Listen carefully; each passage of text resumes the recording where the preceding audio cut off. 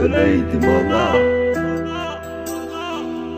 Ay bu dağlar başına, derdimi yazdım taşına. Gelen giden görüp görsün neler geldi başıma. Reşit İmamov tek dinler. Ay bu dağlar haram dağlar, yüreğimi yaram dağlar.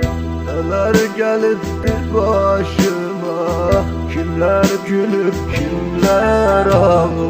Bu dünya fanidir fani, çok çetindir kalan hani. Azizimden aziz